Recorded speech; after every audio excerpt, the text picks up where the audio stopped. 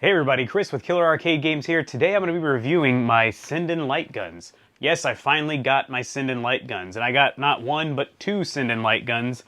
And some of you guys may know if you followed the channel that one of the guns came in and had the exact same camera ID as the other gun, and it was a mistake at the factory, so I had to wait like a couple weeks while they sent me the new parts. But they're both here, they're both working, and I've spent a good, I think 2 weeks or so playing with them to make sure I really like them, make sure the excitement doesn't wear off, and I'm like, okay, they're not as good as I thought. I'm going to give you a spoiler about this review. I think they're pretty great, actually, but we'll get into details on that. So many of you may know, but some may not. The way these guns work is inside the barrel is actually a camera, and the camera is looking for a white border all the time. You can kind of see my cabinet here. This is an old Final Fight cabinet that got its head cut off, and I put a marquee down here, and I put a 32-inch monitor on top because I wanted to have a big area to shoot at. I don't want to have a tiny 17-inch screen. This gives me a good 25-inch play field, just like the arcades had. And if you look at the screen, you can probably notice a white border here. Well, that's how this works. The camera inside the barrel sees the border. It's running software on the computer at the same time to constantly look for it. Once it recognizes the border, the game plays flawlessly. There's no other sensors. I used to have a sensor on top for my aim track guns, and it's not necessary anymore. So let's actually talk about the aim track guns. I started off with a regular old aim track gun. It was fine. It did have the Wii-like sensor on top, and it never was very accurate. You always had to have crosshairs on screen at all times to make it a lot easier to actually use it.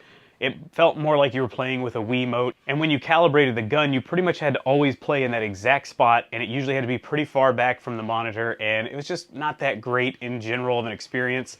I would bring my wife in to try to play it. She's a tad shorter than I am, or she would stand a little bit too close and it wouldn't recognize it the way it should. So aim track wasn't the best option. I do want to give one last thanks to Brad D. Check him out on YouTube. I'll link to his channel in the description. He let me borrow two really awesome guns that had recoil. Oh yeah. Oh yeah. Oh yeah. They had aim track guts in them, but they were like old PlayStation guns that had a really cool recoil feature, and I am missing that on these, but more on that later. But thanks again, Brad. I've actually sent those back today. They're on their way back to you now. Thank you so much for letting me use them. But those guns ultimately suffered from the same issues that all aim track guns suffer from, which is, oh, you gotta stand right here, you gotta stand there. If you're too far this way, too far that way, it's not gonna work. So what I thought I'd do now is I'll take a closer look at how these actually work. I'll show you the software, and we'll start with that. Okay, so we're looking at my desktop here. I made like a fake loading screen, so when the computer's booting up, it looks like it's loading, but if you look down at the bottom, I have two instances of the Sinden software running. You actually have to do that if you have two guns. So first of all, let's take a quick look at the configuration screen. There is a lot here, a lot of options. I can tell you I mainly only changed a few options over here. It was pretty easy to use. I'm not planning to make a tutorial on how to set it up because there are tons of those tutorials already. I am going to show you guys what the camera sees though. So these are all the different things the camera's actually seeing. It's in the holster right now, so you can kind of see it's peeking out through the bottom. Here's the gun right here. This is now pointing at the screen. I don't have a border on, I just realized that. And I also realized I turned off the button to turn the border on, but you can see Sinden gun, the gun is trying to find some kind of border currently. When it does find it, it makes that bluish look right there. It thinks this is a border, which is my laptop screen that's over there. It's trying really hard to find it. I can't turn on the actual border at the moment, but once it finds the border, it shows a blue box like that, and then it knows where the game screen is and where you're pointing within that box. One other thing I'd like to point out is gangsta mode. I have it set to auto, meaning you can hold the gun straight at the screen like this, or you can go gangsta mode, and the computer, I guess, actually realizes the gun is held sideways, and it still works the same. I don't prefer playing like this. I don't know why anybody would shoot like this in general.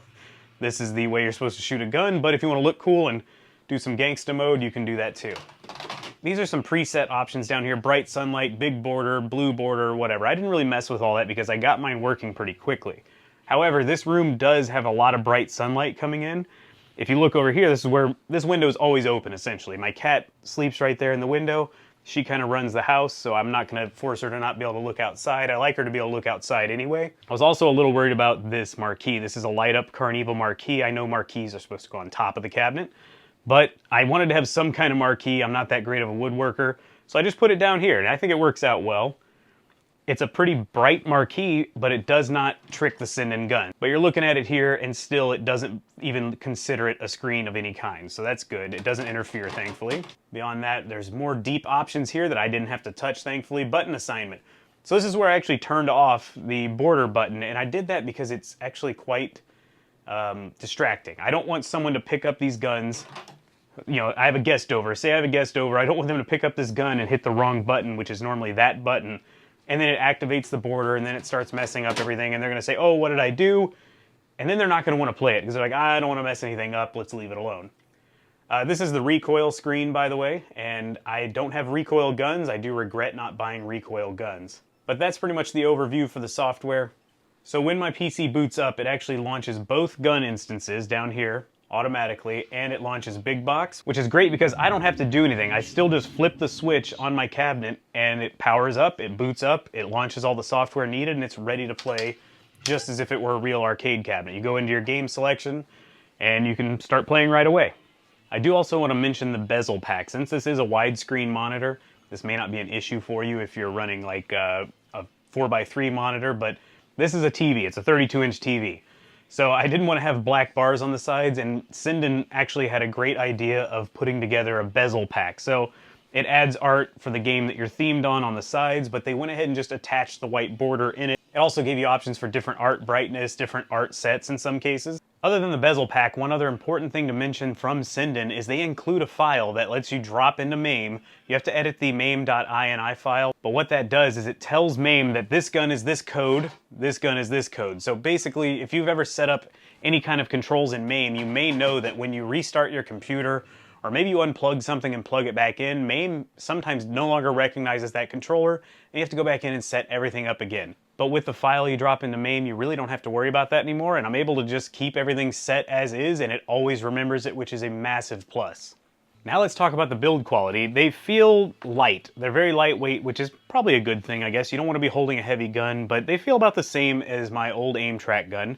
This one does have a new feature over the aim track, which is the pump to reload, which is really cool for CarnEvil. The CarnEvil arcade game had a shotgun-style gun that you could pump to reload, and that's how the game recognizes reload. Now, of course, you could still reload off-screen on other games, but this is really satisfying. It feels good. I mean, it doesn't feel like it's going to break or anything. So when I'm shooting away on CarnEvil and pumping to reload, it feels like I'm kind of playing the real arcade game, which is a pretty cool feature.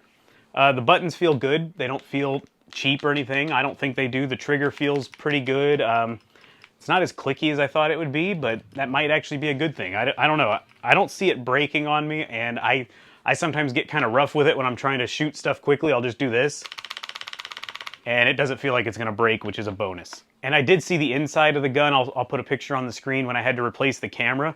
A lot of the stuff inside seems user replaceable, and I did mention that I regretted not getting the recoil now, but I heard from the guy who created the Sinden guns that it is possible that you can add recoil later. He's looking to put kits together to sell, but he's of course got to fulfill all the other orders he's been behind on. So it is possible I could open this up, put in a recoil module, and wire it all in, no problem. Let's see some gameplay. Let's see how this thing performs. I'm going to start with CarnEvil to show you a few things, and then we'll try a couple different games. So I'm using the pump action to reload, which is awesome. It's really a good feeling with this game, and I kind of hold it more like a shotgun most of the time, but I'm trying to make sure it's in the frame. I'm standing pretty close to the TV. I'd say probably from the barrel of the gun to the TV is maybe 3 feet.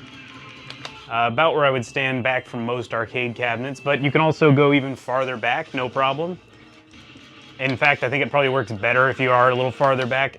The whole thing is the tip of the gun has to see the white border, so if you're too close, it may not be able to see it, but now I'm probably 2 feet away from it, if that.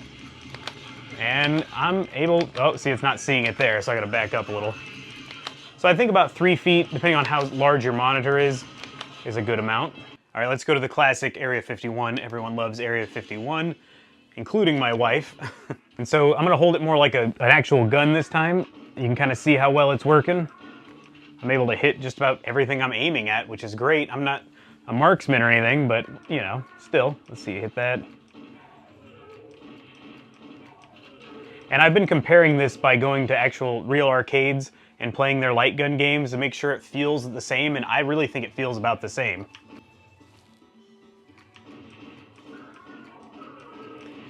Oh, I didn't mean to I wasn't really shooting at that, but that's fine. Maybe I missed the deal. If I look down the sights though and pull the trigger, the spot that shows up on the screen is pretty dead accurate. One note, by the way, if you are planning to get these, certain games you need to go into their actual arcade settings menu and calibrate the guns. If they're not calibrated in-game, they may not work well and you're gonna think they're a piece of crap that don't work. But this is one of those games where I did have to actually go in and calibrate it, so just keep that in mind. So now we're gonna try Point Blank. This is a game that really needs some precision. Let's dive right into it. What do we got first? I'll try to pick this one. This one is actually one you have to shoot continually 25 targets. You miss, and the game is over on that one. Once again, no crosshairs.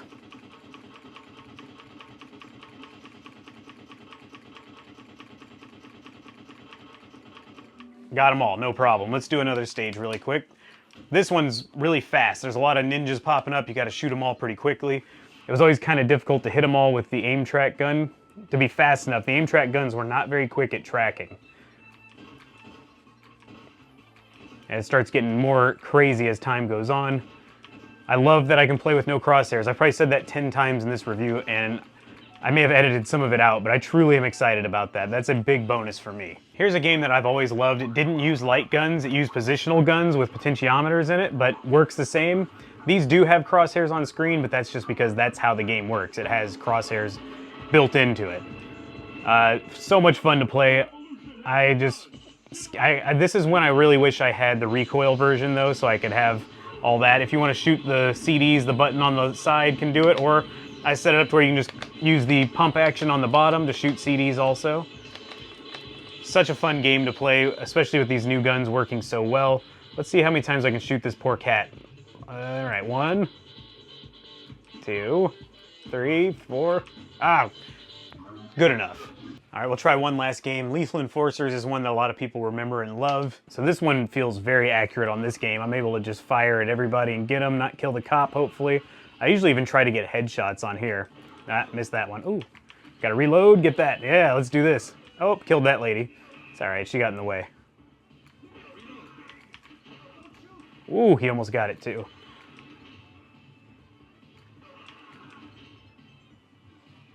Let's get the Magnum bullets real quick. Headshot. Headshot. I'm always so impressed with these guns still. I mean, the fact that I can get headshots without even having crosshairs on, very good. And if you get tired, I've even noticed when I'm tired, I can just kind of hold the gun low and be like, well, whatever, I'll play it like a shotgun, and I can still hit people pretty well. I mean, I'm not looking down the sights, but I realize in arcades I do the same thing. You know, holding your arm up for an hour while you play all the way through a game is kind of difficult. So this is good. I'm gonna try to shoot that camera up there, shoot that. Closing this video, I would say that overall I'm very happy with these guns. If I had to rate them on a 0 to 10 scale, I'd give them a 9. I think that they're the closest thing I've ever tried to playing real arcade light gun games at home. It feels the same. I don't feel like I'm having any weird slowdowns or things I can't actually do. You know, with the aim track guns, I could not play certain games. With these, I can turn the crosshairs off now and I can play anything and feel like I'm just playing the real light gun cabinet at the arcade.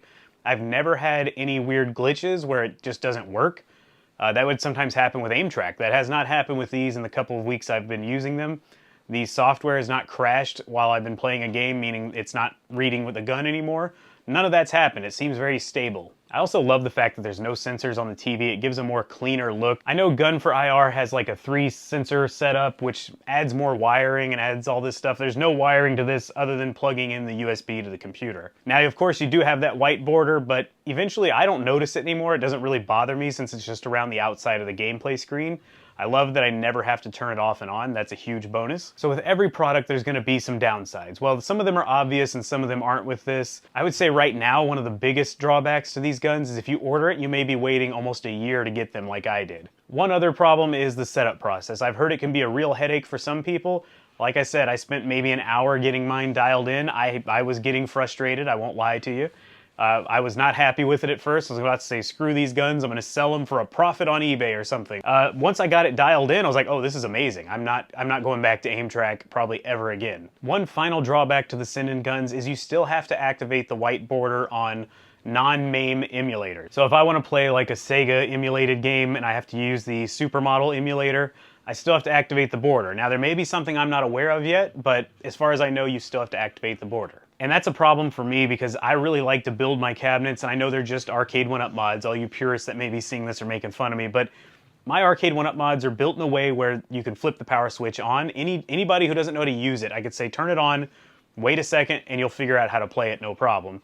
I like that style of mod at home. I don't want this to be complicated. I want it to be where my mom or dad could come over to my house and say, "Oh, son, I'd love to play your light gun cabinet." And I'd say, "Well, go right ahead. I don't need to give you special instructions.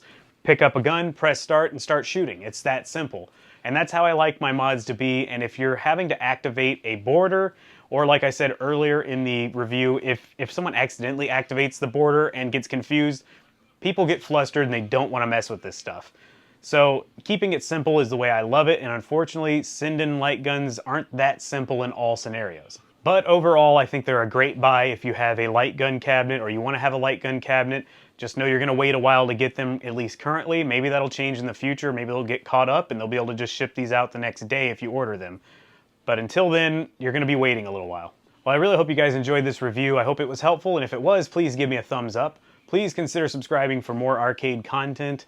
And leave me a comment. If you have Sinden guns, let me know how you like them, or maybe you hate them. Let me know why you hate them. Maybe there's something I haven't found yet. Let me know in the comments below. Thank you guys for watching, and I'll see you on the next video.